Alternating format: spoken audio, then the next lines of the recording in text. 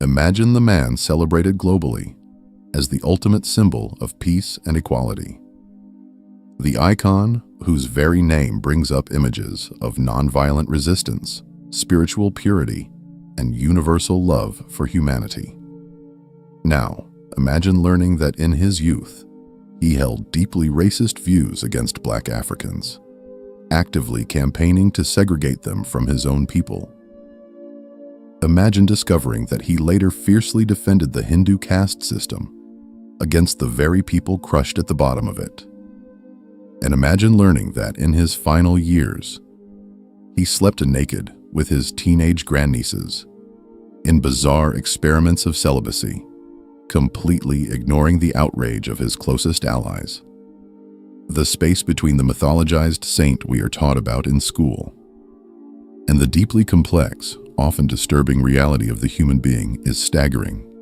It forces you to completely rewire how you view historical greatness. Welcome to Legendary Lives Unveiled, where we are embarking on a massive, unfiltered exploration of the life of Mohandas Karamchand Gandhi. If you find value in peeling back the layers of history, please hit that like button, subscribe, and share this with a fellow history enthusiast. It truly helps us continue unveiling the past. We have pulled together a towering stack of historical documents, direct correspondence, raw biographies, and contemporary academic analyses. Our goal is not to blindly praise him or relentlessly tear him down, but to unpack the real man behind the myth. The textbook version of history always smooths over the rough edges. And as you will see, Gandhi's edges were incredibly sharp. To truly grasp his impact on the 20th century, we must look directly at the unexpected, multidimensional, and highly controversial facets of his life. We are going to trace his ideological evolution, break down his intense, fiercely intellectual battles with other historical giants, and examine the extreme personal practices and absolute moral rigidity that eventually provoked his tragic assassination. We are looking at the blinding light, the profound shadows, and all the messy humanity in between. Understanding Gandhi's flaws, his blinding contradictions, and his absolute extremes is the ultimate shortcut to truly understanding how world-changing historical movements are actually built. They are never built by perfect people operating in a vacuum of pure goodness. They are built by deeply flawed humans wrestling with immense external political pressures and terrifying internal demons. Let us start at the beginning of his political awakening, which, surprisingly, did not happen in India. It happened in South Africa. Here lies the first massive paradox. His early political life was entirely defined by his fierce loyalty to the British Empire. To understand the architecture of Gandhi's mind, you have to place yourself in the year 1893. He arrives in Durban, in the British colony of Natal, which is now part of South Africa. He is a young, London-educated barrister on a one-year contract to serve as legal counsel for a wealthy Indian Muslim merchant named Dada Abdullah. Picture the man stepping off that ship. He is not wearing the homespun loincloth we all recognize today. He is wearing a crisp European suit, a tie, and a pocket watch. He is, in his own mind, a conventional Victorian-era gentleman. Crucial historical details reveal that Gandhi arrived in Africa thinking of himself as a Briton first and an Indian second. He actively desired to be a loyal, contributing subject of the British Empire, truly believing in the civilizing mission of British rule. But the brutal reality of the British Empire's racial hierarchy hits him like a freight train almost immediately. This brings us to the infamous Pietermaritzburg train incident, the origin story of the Gandhi mythos. He purchases a first-class train ticket for a journey to Pretoria, boards the train, and sits in the first-class compartment. Shortly after, a white passenger boards, sees a man of color, or a coolie, the ubiquitous racist slur used by the white colonial authorities at the time, and immediately objects to sharing the space. The white passenger summons railway officials, who then order Gandhi to move to the third-class van compartment at the rear of the train. Even though he held a valid first-class ticket, Gandhi politely but firmly refuses, insisting on his legal right to the seat he paid for. The result is visceral and violent. A white police officer is brought in. Gandhi is physically pushed out of the train, and his luggage is unceremoniously tossed onto the platforms. The train steams away, leaving him completely stranded. It is the dead of winter, and it is freezing cold. His overcoat is in his confiscated luggage, and he is too terrified of further insults to even ask the station master for it. He sits in the unlit, freezing waiting room all night long, shivering in the dark, facing a profound existential choice of whether to abandon his contract and flee back to the safety of India or stay and fight this deep structural disease of color prejudice. He chooses to stay. It is a profound, crucible moment. But this is where the popular narrative usually stops, painting him instantly as a universal champion for all oppressed people. The historical reality is vastly more complicated and honestly quite jarring. When Gandhi decided to stay and fight the legal system in South Africa, he was fighting exclusively for the rights of Indians, primarily the elite Indian merchant class. Furthermore, he held deeply prejudiced, explicitly racist views toward the native black African population. This heavily documented twist, found in his own collected works, completely shatters the illusion of his innate universal empathy, sparking massive international debates that even led to universities in Africa removing statues of him. Sources show that throughout his early years in South Africa, Gandhi consistently used the derogatory term kafir, a word carrying immense racial hatred, to describe black Africans, repeatedly referring to them in letters and speeches as savages. The language he used was deeply intertwined with the racial pseudoscience of the Victorian era. He was actively trying to construct a legal argument that legally separated Indians from black Africans. In 1896, during a public address, he complained bitterly that the white colonial authorities were degrading the Indian to the level of a raw kafir. In 1895, at just 24 years old, he drafted a meticulous legal brief for the Natal Assembly to protest a bill that would strip Indians of their voting rights. In this official document, he cited European Orientalist scholars to argue that Anglo-Saxons and Indians are sprung from the same Aryan stock, the Indo-European peoples. He was explicitly demanding that the British recognize Indians as their civilizational cousins, arguing it was a grave insult to group Indians with the black African majority. Operating entirely within the strict, supposedly scientific racial hierarchy of the 19th century British Empire, he wasn't trying to dismantle the hierarchy at all. He was trying to negotiate a higher position for Indians within it. He fundamentally believed Indian civilization was ancient and sophisticated, on par with European civilization. By his logic at the time, elevating the status of the South African Indian required completely distancing them from the African populations, whom he viewed through the distorted lens of colonial propaganda as uncivilized. He even put his body on the line for the British Empire during the Boer War in 1899, and later during the brutal Zulu Rebellion in 1906. Gandhi voluntarily organized an Indian ambulance corps, recruiting hundreds of Indians to carry stretchers and assist the British military in active combat zones. He believed in the concept of a blood tax, thinking that if Indians demonstrated absolute, unwavering loyalty to the crown and literally bled for the empire, the British would be morally obligated to grant them full, equal citizenship. But the empire continually shifted the goalposts, becoming the catalyst for his true political evolution. The turning point arrives in 1906 with the Asiatic Law Amendment Ordinance in the Transvaal. This deeply humiliating legislation required all male Asians to register, be fingerprinted, and carry passes at all times, essentially treating an entire population like paroled criminals. Because fingerprinting was a procedure exclusively reserved for convicted felons at that time, this was the ultimate insult for a proud, educated barrister. This specific, degrading law shattered Gandhi's illusion that he could simply reason with the British legal framework. He realized the game was rigged, and that begging for rights wouldn't work against a system fundamentally built on white supremacy. He had to invent a completely new method of political leverage, birthing satyagraha, the philosophy of passive, nonviolent resistance or truth force, while the sheer selfishness of his early motives taints the mythological purity of his legacy, his subsequent evolution is far more instructive. The historical record shows his views on race did not remain frozen in that 1895 mindset.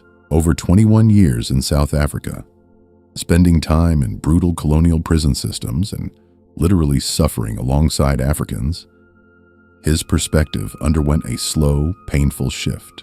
He started to recognize that the systemic discrimination faced by the colored and Native African populations was deeply interconnected with the Indian struggle.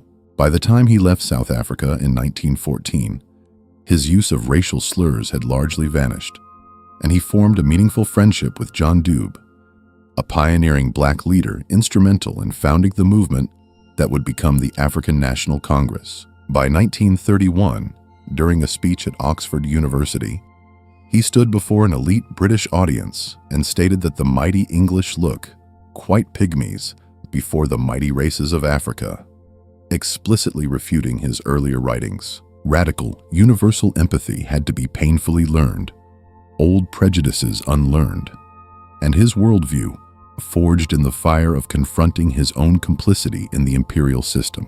When he returns to India in 1915, he steps into a completely different universe. He looks at the Indian independence movement and realizes it is fundamentally flawed.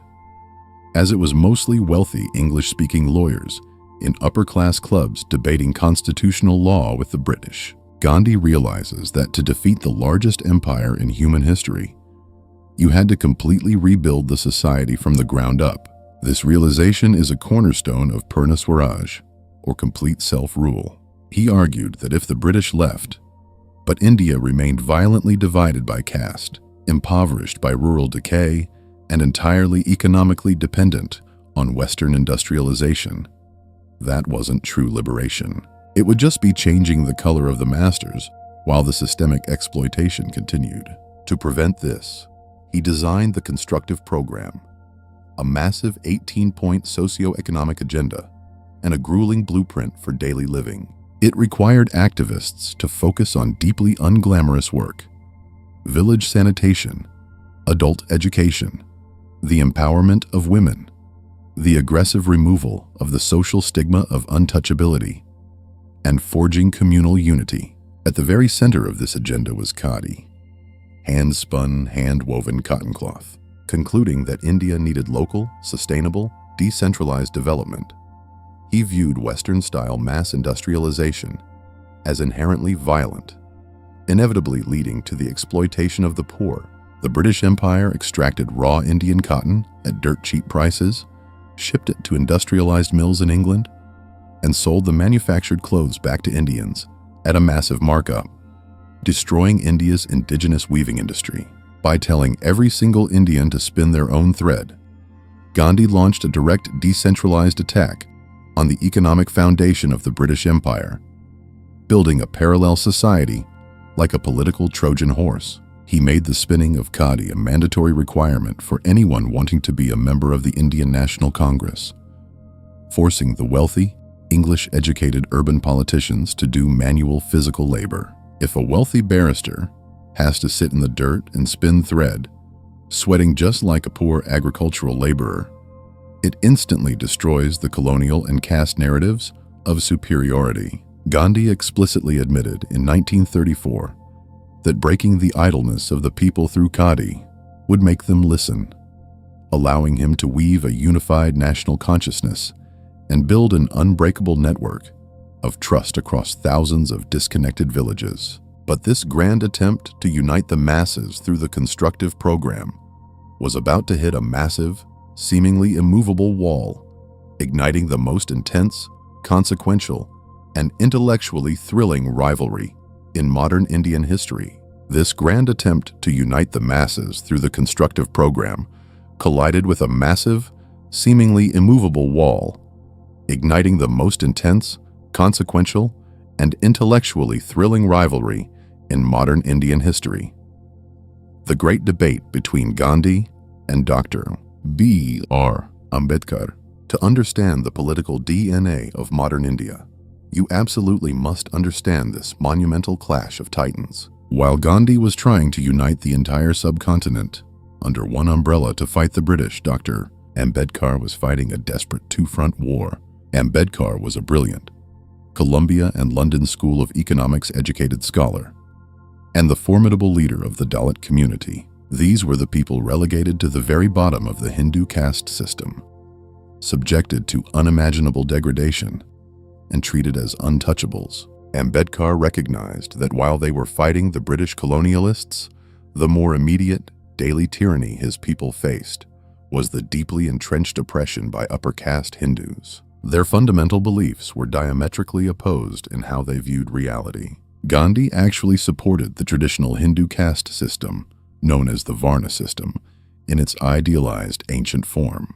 He viewed it as a natural, harmonious division of labor that prevented cutthroat economic competition, genuinely believing that a person's occupation should be hereditary, that a carpenter's son should happily be a carpenter, and a priest's son a priest. Crucially, however, he strongly opposed the oppressive nature it had taken on, believing that all labor was equal in the eyes of God. Gandhi sought to reform Hinduism from within by appealing to the conscience of the upper castes, attempting to remove the sin of untouchability through moral persuasion.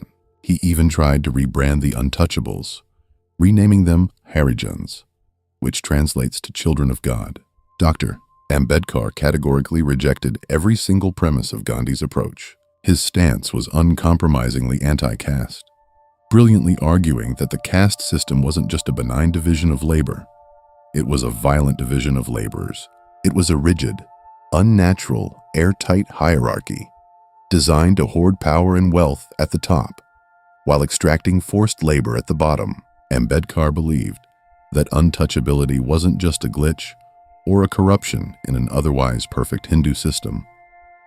It was a fundamental, structural, theological feature of the religion itself. Therefore, you could not rely on moral persuasion to dismantle a system that directly benefits the people you are persuading. Ambedkar demanded total legal and political annihilation of the system, absolutely despising the patronizing and deeply insulting term Harijans. He preferred terms like depressed classes or Dalit, which literally translates to broken, oppressed, or crushed. He recognized that giving a brutalized community a sweet spiritual name did not change the cold, hard fact that they were legally denied access to public wells, barred from entering temples, and violently prevented from acquiring education or property. Gandhi viewed the concept of caste from an abstracted, highly idealized perspective, looking at a theoretical utopia where everyone integrated into a harmonious spiritual whole. Ambedkar, however, viewed caste through the visceral, bleeding, lived experience of systemic violence, segregation, and daily humiliation. Where Gandhi romanticized the autonomous, self-sufficient Indian village as the soul of the nation, Ambedkar was utterly terrified by it. Ambedkar famously described the traditional Indian village as a sink of localism, a den of ignorance, narrow-mindedness, and communalism. He feared that if the British left and Gandhi's decentralized, village-centric model became a reality, without massive, federally enforced legal safeguards, it would simply surrender the Dalits to unchecked, local caste tyranny. In a localized village government, the dominant upper castes would rule with an iron fist, leaving the Dalits with absolutely no higher authority to appeal to. Ambedkar clearly recognized the dual threat of both Western capitalism and traditional Brahmanism, which is the dominance of the upper castes. This bubbling philosophical debate finally exploded onto the world stage at the Second Roundtable Conference in London in 1931. Ambedkar went directly to the British government and made a radical demand: separate electorates for the depressed classes. This meant that untouchables would have their own dedicated constituencies where only untouchable voters could vote, and they could only vote for untouchable candidates. Ambedkar wanted to ensure his people had absolute independent political power, completely insulated from the influence or veto of the upper caste Hindu majority. Gandhi's reaction was visceral and absolute opposition. He was terrified that creating legally separate electorates for untouchables would permanently bifurcate and destroy Hindu society. Believing fundamentally that the untouchables were an integral part of the Hindu fold and flesh of their flesh, he argued that formal legal separation would sever the emotional bond needed for moral reform and fracture his unified national front against the British Empire. So Gandhi took an extreme, terrifying step. In September 1932, while locked inside the Yerwada Central Jail, he declared a fast unto death to protest the British decision to grant these separate electorates to Ambedkar's people. While we are taught to revere Gandhi's fasting as the ultimate form of noble nonviolent protest, the actual mechanics of this moment reveal a man taking himself hostage. He was using his own fading pulse as a weapon to extort Dr. Ambedkar, threatening to starve himself to death to force a marginalized leader to abandon the political rights of the very people Gandhi claimed to love. It was a terrifying display of moral coercion, described by generations of Dalit scholars as emotional terrorism. Sheer panic gripped the country. Gandhi was a beloved living deity to millions of upper caste Hindus, and if he starved to death, the resulting fury of the Hindu majority would have almost certainly triggered a massive retaliatory bloodbath against highly vulnerable, untouchable communities across the entire subcontinent. Ambedkar was trapped in an impossible, agonizing moral dilemma, forced to choose between securing the political future of his people and preventing their immediate slaughter. To save the life of the Mahatma, Ambedkar capitulated and signed the Pune Pact of 1932.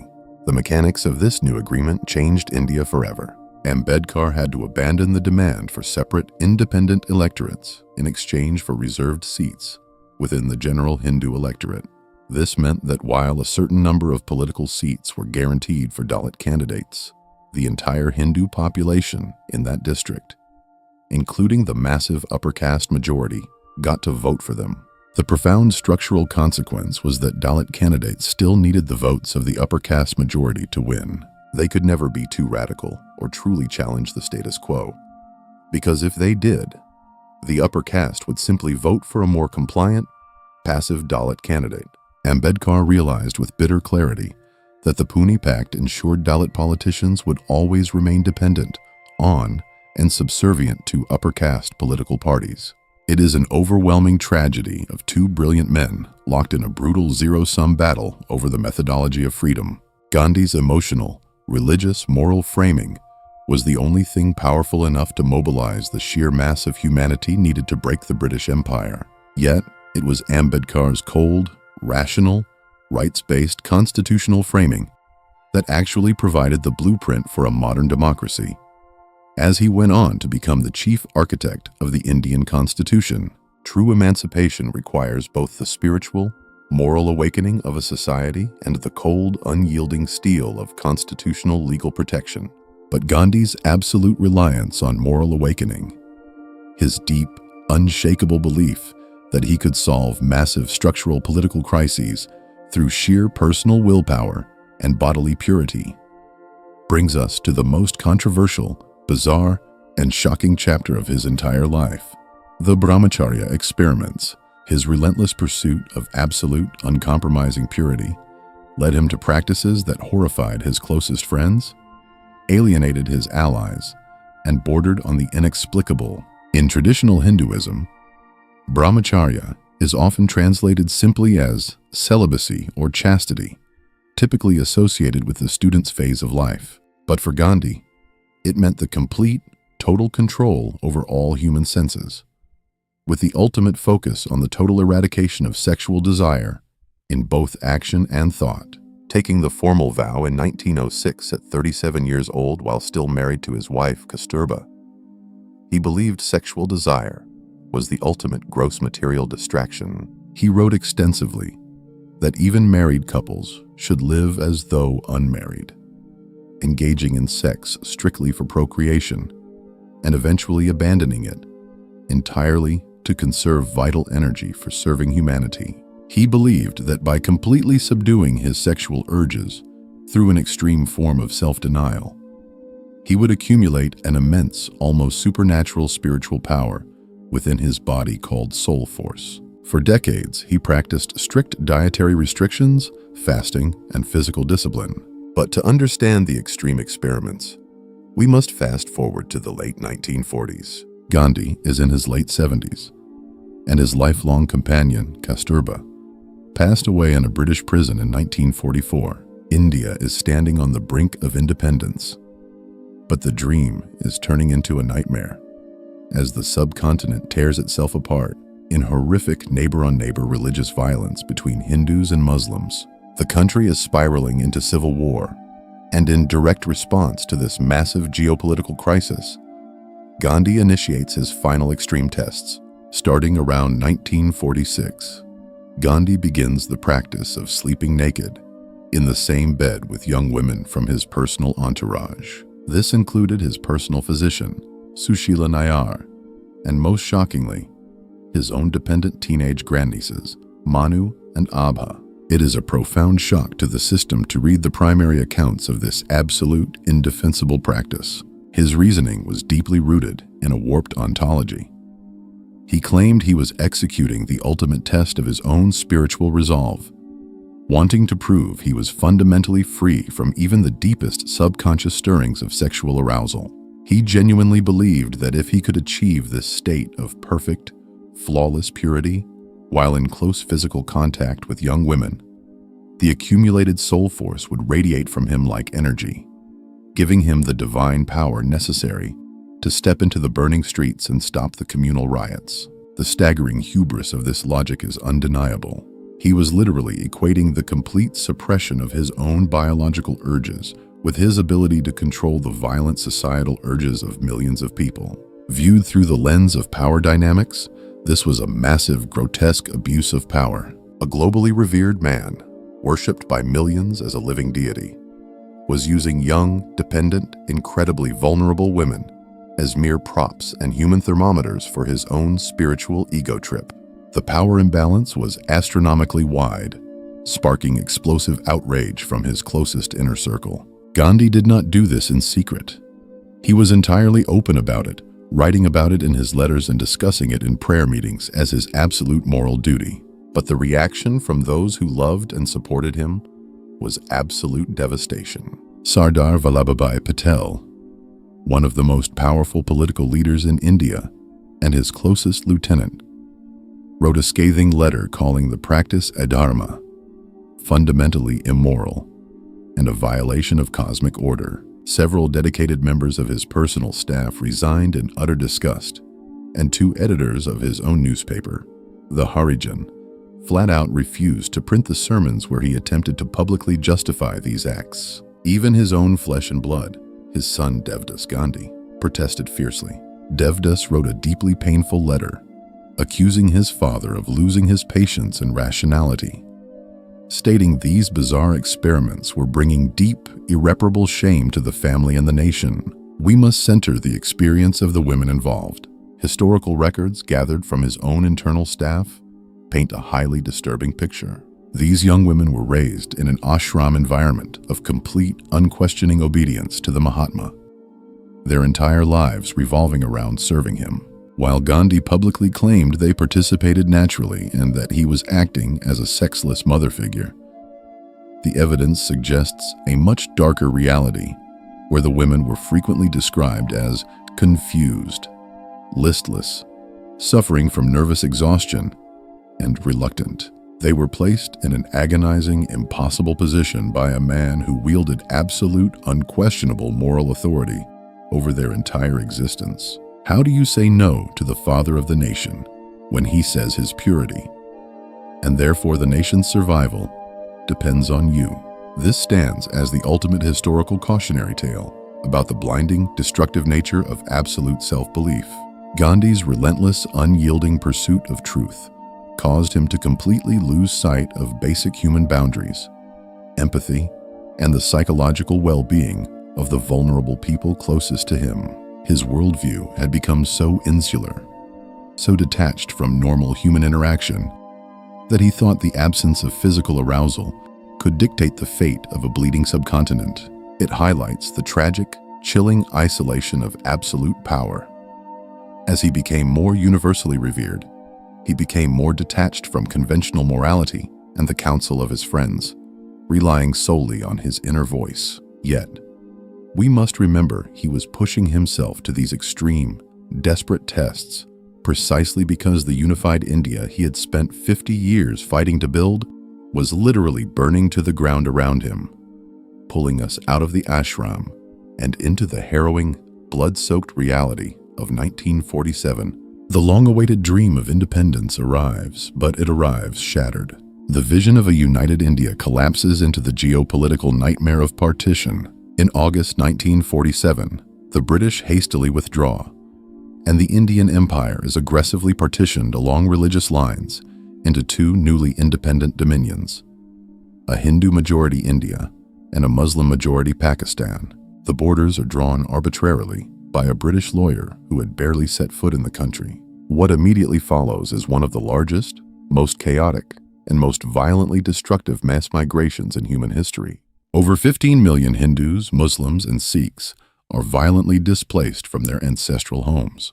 Hundreds of thousands, some estimates say over 1 million, are slaughtered in frenzied neighbor-on-neighbor communal violence, particularly in the border regions of Punjab and Bengal.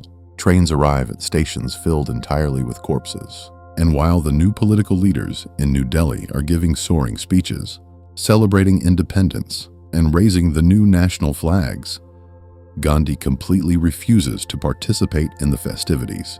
He is in Calcutta, fasting, spinning cloth in silence, mourning the vivisection of his motherland and the explosion of religious hatred. But to truly understand the depth of the horror that Gandhi was trying to combat with his soul force, we need to rewind the timeline slightly to October 1946 and look at the Noakhali riots in East Bengal, which is present-day Bangladesh. We are looking at a deeply painful, violently sectarian chapter of history that still carries immense political trauma today. Our goal is simply to understand the sequence of events and the visceral reality on the ground, because this specific tragedy directly triggers Gandhi's final, most desperate peace mission. The Noakhali riots are a remarkably dark, chilling chapter of organized terror. The violence erupted around October 10th, 1946, during the major Hindu festival of Karjagari Lakshmi Puja. Tensions in the wider region had been boiling since the horrific Great Calcutta riots a few months prior.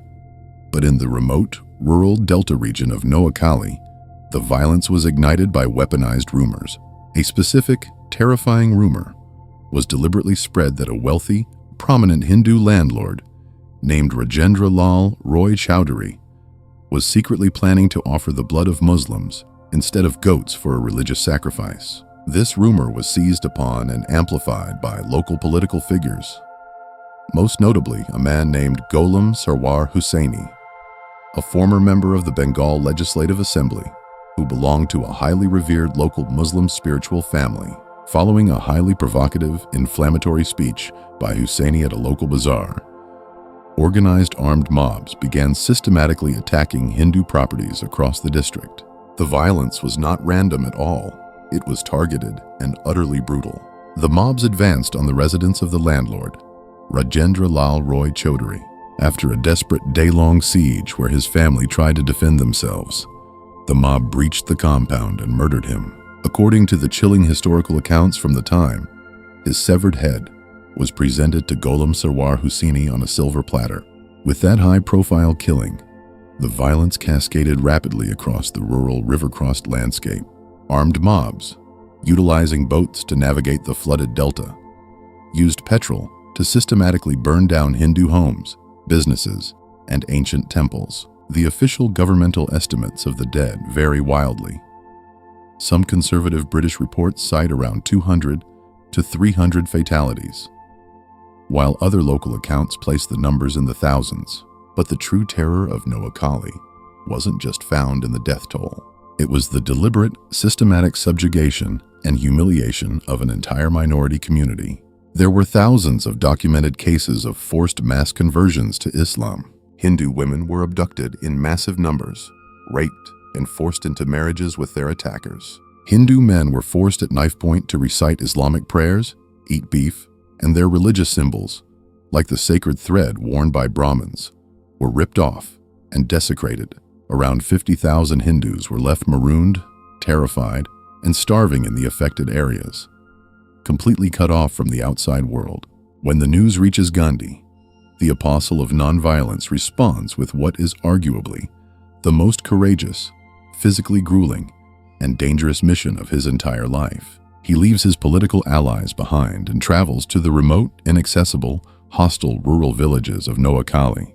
Remember, he is 77 years old and frail, yet he decides to walk barefoot, village to ruined village, through the mud and the ashes for 4 agonizing months. The terrain was incredibly difficult, crisscrossed by rivers and swamps, requiring him to balance on narrow bamboo bridges. Gandhi believed that politicians signing treaties in distant capitals couldn't stop communal hatred.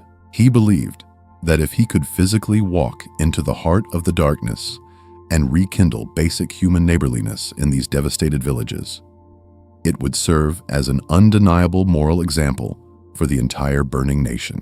He actively, deliberately, chose to stay in the homes of Muslim households, essentially acting as a human shield for the terrified Hindu minorities who were emerging from hiding.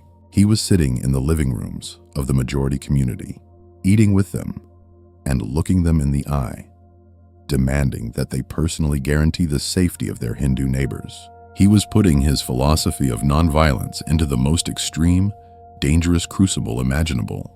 He survives Noakhali, but the violence only shifts geographically. Fast forward to January 1948 in Delhi. The city is overflowing with enraged, traumatized Hindu and Sikh refugees who have fled the slaughter in Pakistan. The city is engulfed in horrific retaliatory violence against the Muslims who had chosen to stay in India. Mosques are being seized, and Muslims are being massacred in the streets. On January 13th, Gandhi begins what would be his final and most consequential fast unto death.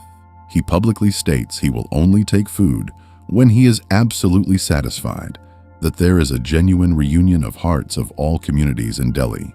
The prospect of the father of the nation dying of starvation deeply shook the conscience of the new Indian government and the citizenry, halting the immediate violence. But Gandhi laid down 7 strict, non-negotiable conditions for breaking his fast.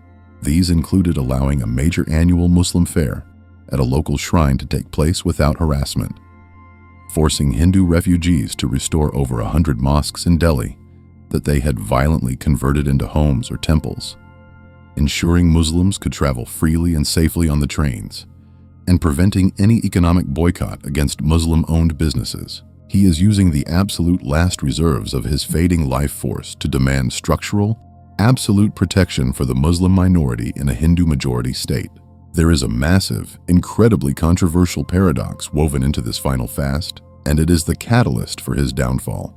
While doing this brave moral work, he also uses the fast to demand that the Indian government immediately release 55 crore rupees, roughly 550 million rupees, that India owed to Pakistan as part of the formal division of national assets following partition. This is the ultimate aha moment of Gandhi's absolute moral philosophy.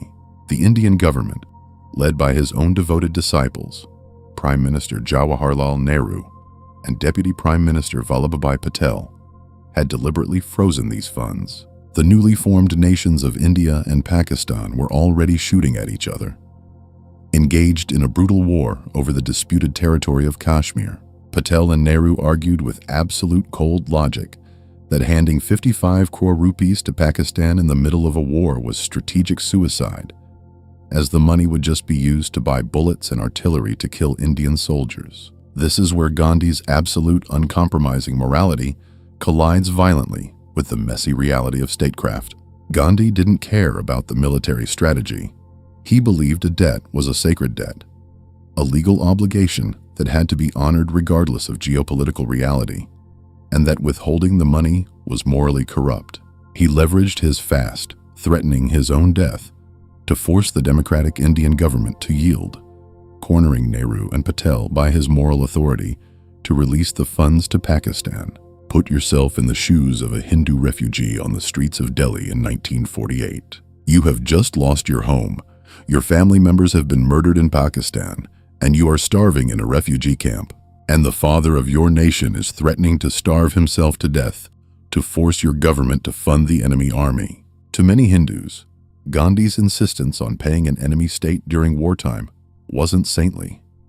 It was inexplicable, treasonous madness. Critics angrily asked, where was his fast unto death to protect the Hindus and Sikhs who were being systematically slaughtered and ethnically cleansed in Pakistan? This growing perception that Gandhi was constantly appeasing Muslim demands at the existential expense of Hindus, and that he was a tyrant, using his moral authority to blackmail his own democratically elected government, infuriated his political opponents. That exact question, whether Gandhi had become a threat to the survival of the fragile new nation, was the precise, articulated justification used by the men who decided he had to die. Which brings us to the tragic, world-shaking climax of our journey: the assassination. It is January 30th, 1948. Gandhi is staying at Birla House, a large mansion in central New Delhi. It's late afternoon, and he is walking out into the gardens for his daily evening multi-faith prayer meeting. He is slightly late, frail, leaning on the shoulders of his grandnieces, Abha and Manu.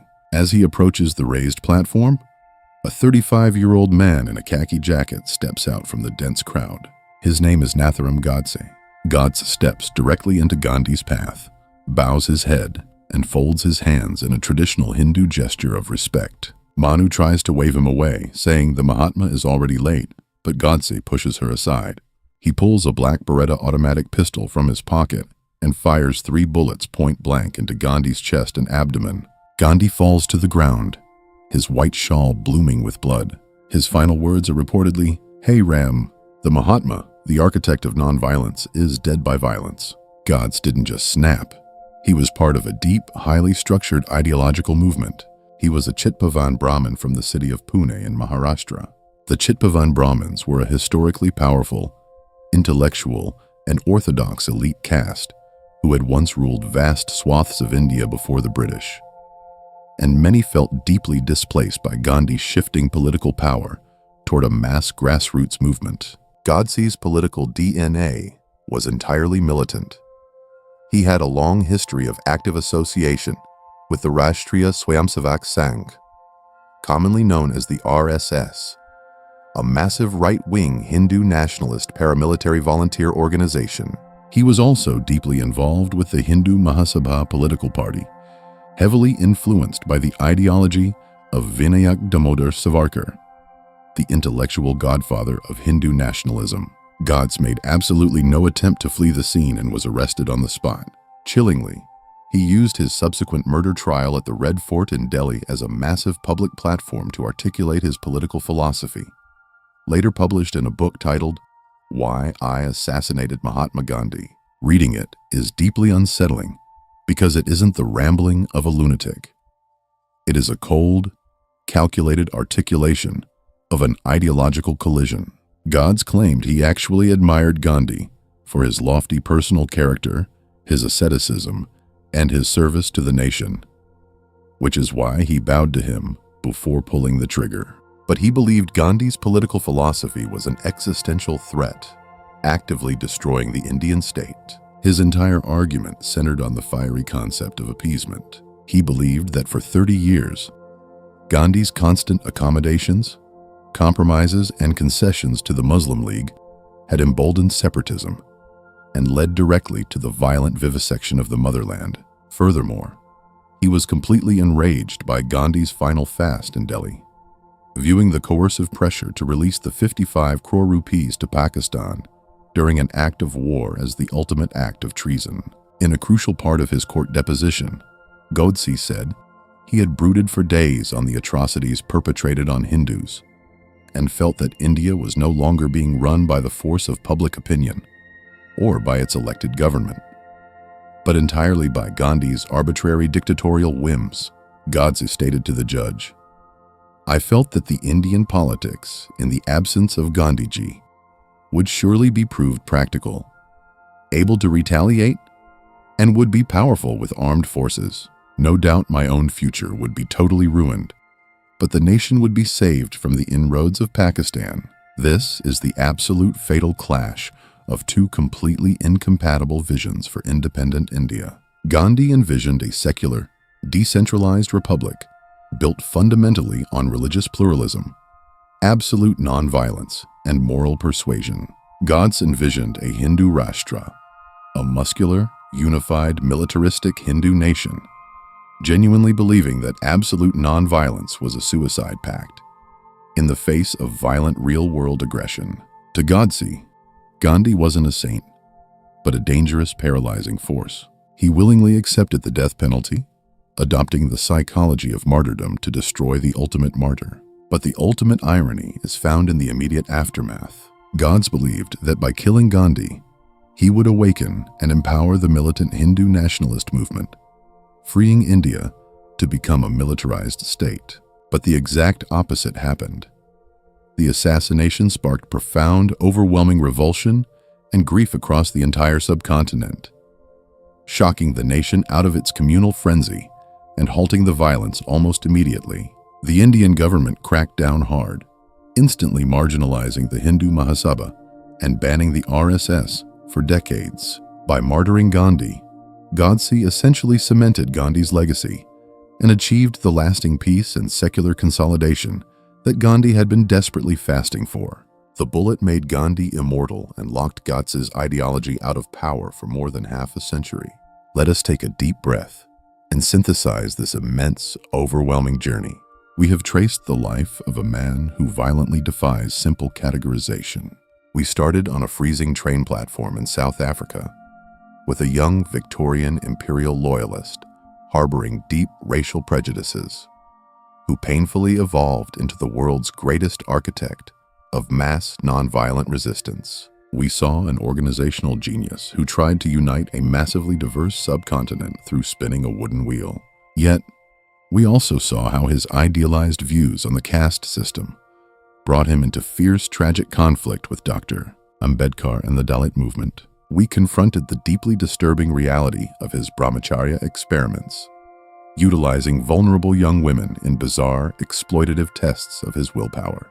And finally, we witnessed a man whose rigid, absolute pursuit of peace, forcing his own government to fund an enemy state, resulted in his violent assassination by a nationalist who viewed his absolute morality as treason. Understanding Gandhi in his totality, his flaws, prejudices, bizarre experiments, and massive political miscalculations doesn't erase his world-changing achievement. Instead, it humanizes history.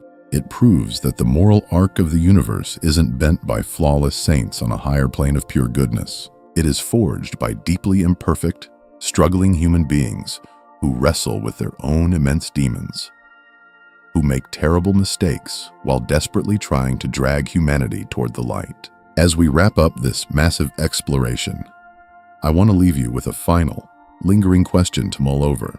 We've seen how Gandhi's relentless commitment to absolute moral purity and self-denial, his total refusal to compromise his ideals even during a brutal war, ultimately provoked Nathuram Gandhi to pull the trigger. So ask yourself, is it possible that absolute morality is inherently incompatible with the messy, practical reality of governing a modern nation?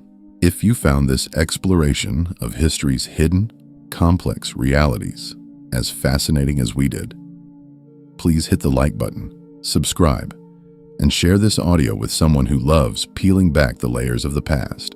Leave us a comment below with your thoughts on Gandhi's contradictions. We read every single one. Thanks for joining us here on Legendary Lives Unveiled. We'll see you next time.